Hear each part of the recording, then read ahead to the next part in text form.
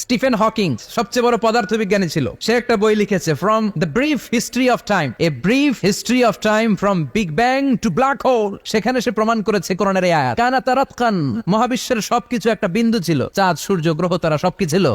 চায়নার একটা শহর আছে গানজু সিটি, কি নাম? এই গানজু সিটিতে একটা পাহাড় আছে রেইনবো মাউন্টেন, ওখানে 7 রঙের পাহাড় পাওয়া যায়। আদিতে শুরুতে কিন্তু সব আকাশ, বাতাস, জমিন, চন্দ্র, সূর্য, নক্ষত্র, গ্রহ, নিহারিকা পুঞ্জ, গ্যালাক্সি, ব্ল্যাক হোল সবকিছু মিলেমিশে একসাথে ছিল। এটার ঘনত্ব ছিল খুব বেশি। মহাবিশ্বের সবকিছু ছিল একটা বিন্দু। এটাকে বিজ্ঞানীরা নাম দিয়েছে দ্য সিঙ্গুলারিটি, মহা একত্ব। এরপর একটা প্রচন্ড বিস্ফোরণের মধ্য দিয়ে মহাবিশ্ব সৃষ্টি হয়েছে। এটার ওরা নাম দিয়েছে বিগ ব্যাং থিওরি। কি নাম? স্টিফেন হকিং সবচেয়ে বড় পদার্থবিজ্ঞানী ছিল। সে একটা বই লিখেছে, from the brief history of time, a brief history of time from big bang two black hole. সেখানে সে প্রমাণ করেছে কোরআনের এই আয়াত, কানা তারাতকান, মহাবিশ্বের সবকিছু একটা বিন্দু ছিল, চাঁদ সূর্য গ্রহ তারা সবকিছু ছিল, একটা মাত্র বিন্দু ছিল। আল্লাহ বলেন, don't the disbeliever observe that the heavens and earth were joint together, then I separated with a gigantic sound explosion. সব একসাথে ছিল, চাঁদ তারা আকাশ নদী নালা সব একসাথে। তারপর একটা বিকট বিস্ফোরণের মধ্য দিয়ে পৃথিবী হয়েছে, চাঁদ হয়েছে, চন্দ্র হয়েছে, সূর্য হয়েছে, মহাবিশ্বের সবকিছু এই মহাবিস্ফোরণের মধ্য দিয়ে হয়েছে। চিৎকার করে পড়েন আল্লাহু আকবার। এই যে ছোট্ট পৃথিবীতে আমরা বসে আছি, এই পৃথিবীর চেয়ে সূর্য 13 লক্ষ গুণ বড়। চিল্লায় পড়েন আল্লাহু আকবার। এটা কি বাড়ির কাছের কথা? 13 লক্ষ গুণ বড়, কল্পনা করা যায়? তার মানে কি সূর্যই সবচেয়ে বড়? না, সূর্যের চেয়ে অনেক বড় বড় তারা আছে। ব্যাটেলজিউস নামে একটা তারা আছে মহাকাশে, যেটা যে সূর্য পৃথিবীর চেয়ে 13 লক্ষ গুণ বড়। এই ব্যাটেলজিউস তারা সূর্যের চেয়ে 33 কোটি গুণ বড়। এই ব্যাটেলজিউস তারাটাই কি সবচেয়ে বড়? না, এর চেয়েও কত বড় তারা যে আছে কোনো হিসাব নাই। এরকম বিশাল বিশাল তারা ঘুরতে ঘুরতে মাওয়াকিউন নুজুম, ব্ল্যাক হোল নামে একটা রেঞ্জ আছে। এই রেঞ্জের মধ্যে যদি ঢুকে যায়, ছোট্ট বাচ্চার মুখে চকলেট দিলে বাচ্চা যেমনি চকলেট চুষে খেয়ে ফেলে, এই বিশাল বিশাল তারাগুলো ব্ল্যাক হোলের মধ্যে ঢুকলে এক মুহূর্তের মধ্যে নিঃশেষ হয়ে যায়। চিল্লায় পড়েন আল্লাহু আকবার। এজন্য আল্লাহ বললেন, ফালা উকসিমু বিমাওয়াকিআন নুজুম, এই তারকা নিঃশেষ হওয়ার যে জায়গাটা, এই জায়গার কসম আমি কোরআনের মধ্যে খেলাম। এই ব্ল্যাক হোলের রেঞ্জের ভেতরে তারা আসলে মুহূর্তের মধ্যে নিঃশেষ বানিয়ে দেয় কে? একটা তারার চেয়ে আরেকটা তারা বড়। এরকম 1000 কোটি তারা মিলে আমাদের গ্যালাক্সি। এই গ্যালাক্সির নাম হচ্ছে মিল্কি ওয়ে। কি নাম? আমাদের গ্যালাক্সির নাম কি? Milky Way. কি নাম? এরকম একটা গ্যালাক্সি না, লক্ষ কোটি গ্যালাক্সি আছে। আমাদের গ্যালাক্সির পরে সবচেয়ে কাছের গ্যালাক্সির নাম অ্যান্ড্রোমেডা। কি নাম? এই অ্যান্ড্রোমেডা গ্যালাক্সি আমাদের গ্যালাক্সি থেকে 2.5 মিলিয়ন লাইট ইয়ার দূরে, মানে 25 লক্ষ লাইট ইয়ার। সুবহানাল্লাহ কইবেন না? আলোর গতি হচ্ছে পৃথিবীতে সবচেয়ে বেশি বর্তমান সময় পর্যন্ত। জানেন সেকেন্ডে কত মাইল? 1,86,000 মাইল। এক সেকেন্ডে আলো ছুটে 1,86,000 মাইল বেগে। এত বেগের কোন প্লেন বা রকেট নিয়ে যদি আপনি আমাদের গ্যালাক্সি থেকে মিল্কি ওয়ে থেকে অ্যান্ড্রোমেডাতে যেতে চান, তাহলে আপনার 25 লক্ষ বছর লেগে যাবে। সুবহানাল্লাহ বাড়িতে যাই বললেন। এরপর আল্লাহ বললেন, ওয়াস-সামাআ বানাইনাহা বিআইদিন ওয়া ইন্না লামুসিউন, আকাশ আমি বানালাম, গ্যালাক্সি আমি বানালাম। বানানোর পর থেকে সবগুলোর আমি প্রশস্ত করতে শুরু করে দিলাম। সব ছিল ক্ষুদ্র, একটা বিন্দুর মধ্যে আমি বিস্ফোরণ করলাম একটা আওয়াজ দিয়ে। আওয়াজটা ছিল কুন। আওয়াজটা ছিল কি? জোরে কন, আবার কন। কুন ফায়া ইন্নামা আমরুহু ইযা আরাদা শাইআন আন ইয়াকুলা লাহু কুন ফায়াকুন। আল্লাহ যখন কিছু করতে চান শুধু বলেন কুন, শুধু বলেন বি। কুন মানে বি, ইট ওয়াজ, এটা হয়ে যায়। হও বলতে দেরি। এই মহাবিস্ফোরণের নেপথ্যে যে শব্দটা ছিল সেটা ছিল কুন। সেটা ছিল কি?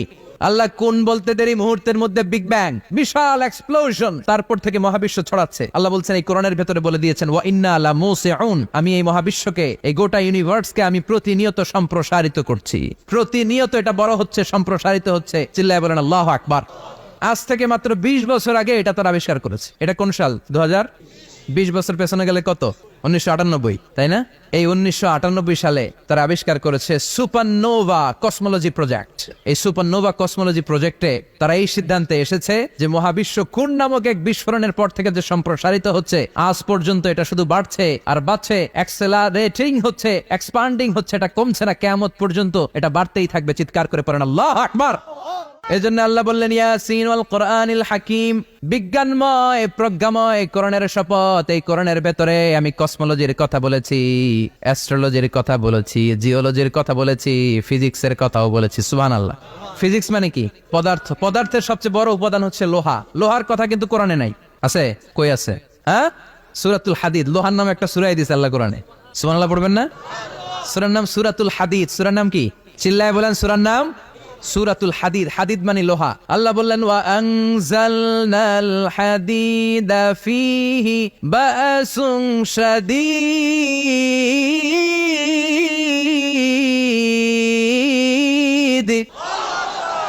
ওয়া আনজালনাল হাদিদ ফীহি বাসুন শাদীদ, আমি লোহা নাজিল করলাম আর লোহার ভেতরে আমি ভয়ঙ্কর শক্তি ঢুকাইয়া দিলাম। সুবহানাল্লাহ। ফীহি মানাফিউ লিন-নাস, লোহার ভেতরে মানুষের জন্য অনেক কল্যাণ আছে। সুবহানাল্লাহ। লোহা ছাড়া পৃথিবীতে কিছু হয়? আংটি বানাতে লোহার দরকার আছে না নাই? ঘড়ি বানাতে, গাড়ি বানাতে, বাড়ি বানাতে, মোবাইল বানাতে, হেলিকপ্টার, প্লেন, রকেট, মাইকের স্ট্যান্ড। সুবহানাল্লাহ। এমন কোন জিনিস নাই যেটার মধ্যে লোহা লাগে না। এজন্য আল্লাহ বললেন এই লোহার নামে আমি একটা সূরা ডেডিকেট করলাম, ওয়া আনজালনাল হাদিদ ফীহি বাসুন শাদীদ, আমি লোহাকে নাজিল করেছি। আল্লাহ বলেছেন, খেয়াল করে শব্দটা শুনেন, ওয়া আনজালনাল হাদিদ, আমি লোহাকে উপর থেকে নাজিল করেছি। কি করেছি? কথা বলেন। তার মানে লোহা পৃথিবীতে ছিল না, নাজিল করছে কে? লোহা পৃথিবীতে ছিল? পৃথিবীতে ছিল। পৃথিবীতে থাকলে নাজিল করবেন কেন? এই যে কোরআনটা পৃথিবীতে আগে ছিল, নাজিল করছে কে? কোন ফেরেশতাকে দিয়ে? সাইয়েদনা জিবরাইল। কোন নবীর উপর? বিশ্বনবী মুহাম্মদুর রাসূলুল্লাহ। আল্লাহু আকবার। তার মানে ওহি পৃথিবীতে ছিল না, আল্লাহ উপর থেকে নাজিল করেছেন। নুজুল মানে উপর থেকে নিচের দিকে আসা। এই নুজুল শব্দ ব্যবহার করে আল্লাহ বললেন ওয়া আনজালনাল হাদিদ, লোহাকে আমি নাজিল করেছি। তার মানে লোহা পৃথিবীর উপাদান নয়, লোহা এসেছে উপর থেকে। কোন সুবহানাল্লাহ। বিজ্ঞানীরা, পদার্থবিদ যারা গবেষণা করে এটাই পেয়েছেন, লোহা আসলে পৃথিবীর না। লোহা পৃথিবীতে উৎপাদন করা হয় নাই। লোহার যে মলিকিউল, অণু আছে, লোহার একটা অণু তৈরি করার মতো ক্ষমতা পৃথিবীর নাই। ইভেন এই সৌরজগতের কোনো কিছু নাই। সূর্যের তাপেও লোহা তৈরি হতে পারে। লোহার ছোট্ট একটা অণু তৈরি করতে কমপক্ষে 1 কোটি ডিগ্রি সেলসিয়াস তাপের প্রয়োজন হয়। তার মানে এটা পৃথিবীর কোনো উপাদান নয়, এটা আনজালনাল হাদিদ। আল্লাহ বলেন মহাবিস্ফোরণের কারণে গলিত অন্য কোনো তারার ভেতর থেকে লোহার উপাদান আমি পৃথিবীর ভেতরে এনে ঢুকিয়ে দিয়েছি। তার মানে পদার্থের কথা কোরআনে আছে না নাই? সুবহানাল্লাহ কইবেন না? এরপরে বায়োলজির কথা আছে না নাই?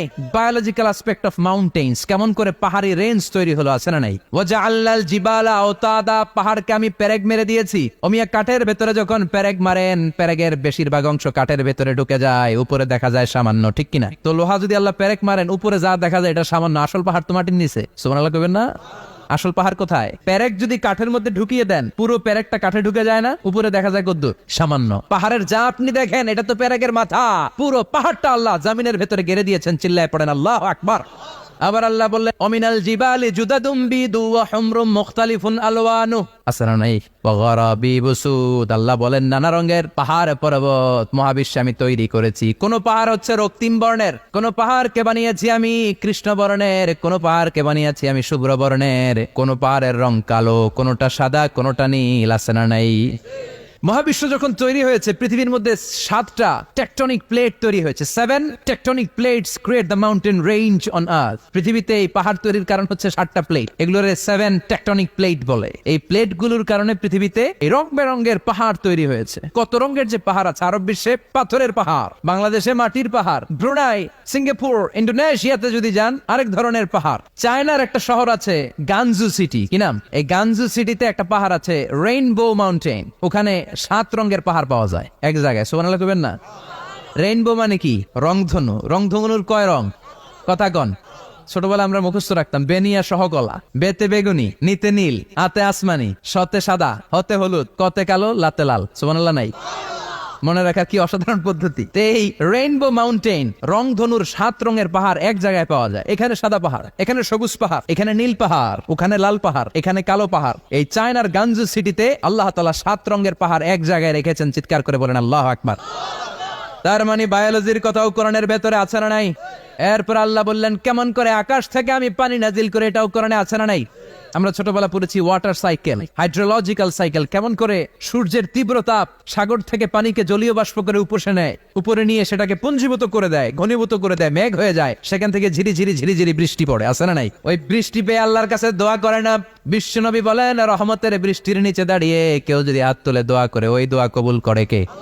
আবার আকাশের মধ্যে মেঘের ঘনঘটা দেখলে বিশ্বনবী পেরেশান হয়ে যেতেন, হয়রান হয়ে যেতেন, আর আল্লাহর কাছে বলতেন আল্লাহ এই মেঘ দিয়ে তুমি আমাদেরকে আযাব দিও না, তুমি আমাদেরকে গজব দিও না, তুমি আমাদেরকে শেষ করে দিও না, এই মেঘ থেকে তুমি আমাদেরকে রহমতের বৃষ্টি দাও। পড়ে না আমিন।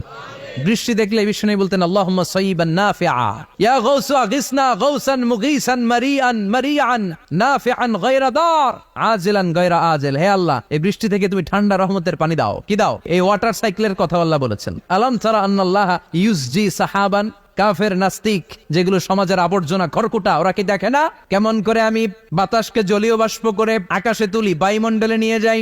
সুম্মা ইউআল্লিফু বাইনাহুম, জলীয় বাষ্পগুলারে তখন আমি ঘনীভূত করি। সুম্মা ইয়াজআলুহু রুকামান, এরপরে আমি মেঘে পরিণত করি। ফাতারাল ওয়াদাকা ইয়াখরুজু মিন খিলালিহি, তারপর মেঘের ভেতর থেকে ঝিরি ঝিরি বৃষ্টি নাজিল করে কে? আবার আল্লাহ বললেন, পানি থেকে আমি পৃথিবীর সব প্রাণগুলারে বানালাম। ওয়াজআলনা মিনাল মাই কুল্লা শাইইন হাই আফালা ইয়াকিলুন, পানির ভেতর থেকে সব প্রাণের উৎপত্তি পৃথিবীর মধ্যে ঘটিয়ে দিয়েছে কে? বিজ্ঞানীরা স্বীকার করেছে পৃথিবীতে যত প্রাণ পাওয়া যায়, যত প্রাণের ব্লুপ্রিন্ট পাওয়া যায়, সব এসেছে পানি থেকে। চিৎকার করে বলেন, কোত্থেকে? পানি নাই তো প্রাণ নাই, পানিও আছে প্রাণও আছে। কোন সুবহানাল্লাহ। বিজ্ঞানীদের ধারণা, তারা ধারণা করে বলেছে পৃথিবীর প্রথম প্রাণীর নাম হচ্ছে অ্যামিবা। কি নাম? ওরা বলেছে এটা এককোষী জীব। It's a very small unicellular organism found ever in the world. পৃথিবীতে পাওয়া প্রথম এককোষী প্রাণীর নাম হচ্ছে অ্যামিবা। এটা এসেছে শৈবালের মতো, এরপরে জুপ্লাংটন, ফাইটোপ্লাংটন, ব্যাকটেরিও প্লাংটন, একটার পর একটা স্পিসিজ প্রজাতি পৃথিবীতে ডেভেলপ করেছে। কোন সুবহানাল্লাহ। এই পানির কথা কোরআনের ভেতরে বলে দিল কে? এজন্য আল্লাহ বললেন ওয়াল কোরআনিল হাকিম, বিজ্ঞানময় কোরআনের শপথ। এই কোরআনটা বিজ্ঞানের ঠাসা, এই কোরআন আশ্চর্যের শেষ নাই, এই কোরআন কোনোদিন পুরাতন হয় না। এই কোরআনের ভেতরে আল্লাহ দিয়েছেন হেদায়েতের মশাল, আর কোরআনটাকে বানিয়েছেন বিজ্ঞানের সুউচ্চ মিনার। জোরে কোন সুবহানাল্লাহ। তার মানে কোরআনে আমরা কি পেলাম? দুধের কথা পেলাম, মধুর কথা পেলাম, কিভাবে ডায়েট করবেন সেটা আমরা পেলাম, আমরা কসমোলজি পেলাম, অ্যাস্ট্রোলজি পেলাম, বায়োলজি পেলাম, ফিজিক্স পেলাম, ওয়াটার সাইকেল পেলাম। এবার পাতালপুরীর কথার দরকার আছে না নাই? পৃথিবীর একেবারে গভীরতম গভীরে কি আছে এটা কিন্তু কোরআনে নাই। আছে। পৃথিবীর মাঝখানে যে উত্তপ্ত লাভা আর আগুন, এটা আপনারা জানেন? পৃথিবীর উপর দিয়ে আমরা ঠান্ডা পৃথিবীতে ঘুরে বেড়াই, কিন্তু এর ভিতরে কিন্তু আগুন, লাভা। আল্লাহ কোরআনের মধ্যে ফুটন্ত টকবগে সাগরের কসম খেয়েছেন। আল্লাহ বলেছেন ওয়াল বাহারিল মাসজুর,